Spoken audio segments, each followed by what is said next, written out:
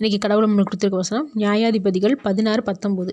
அவள் அவனை தன் மடியிலே நித்திரை செய்ய பண்ணி ஒருவனை அழைத்து அவன் தலைமயிரின் 7 ஜடைகளையும் சிறைப்பித்து அவனை சிறுமப்படுத்த தொடங்கினாள். அவன் பலம் அவனை விட்டு நீங்கிற்று. இந்த வசனத்தை கொண்டு கடவுள் நம்மகிட்ட என்ன சொல்கிறத பார்ப்போம்.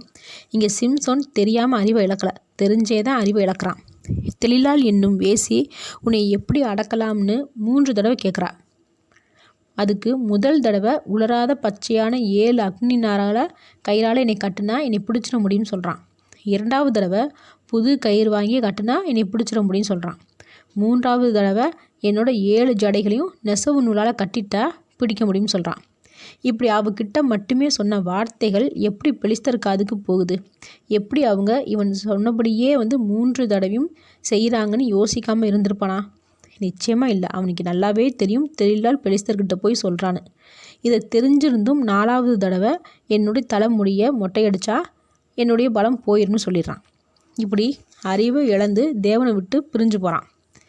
இவன் இப்படி அறிவை இழந்ததுக்கு முழுக்க காரணம் இவனோட இச்சை, வேசித்தனம். இந்த இச்சைக்கு அடிமையானதுனால தேவனுடைய ஆசீர்வாதத்தையும் இழந்து தேவனையும் இழந்து போகிறான். இப்படி இன்னும் எத்தனையோ பேர் வேசித்தனத்துக்கும் இச்சைகளுக்கும் அடிமையாகி சகல சந்தோஷத்தையும் குடும்பத்தையும் தேவனையும் இழந்து போகிறாங்க. இப்படி கடைசி வரைக்கும் திருந்தாததுனால இழப்பு அவங்களுக்கு தான். அதனால் இச்சைக்கும் போதைக்கும் அடிமையாகாதபடி நாம் தான் தேவனுக்கு பயந்து நடக்கணும், திருந்தி வாழணும். ஆமேன்.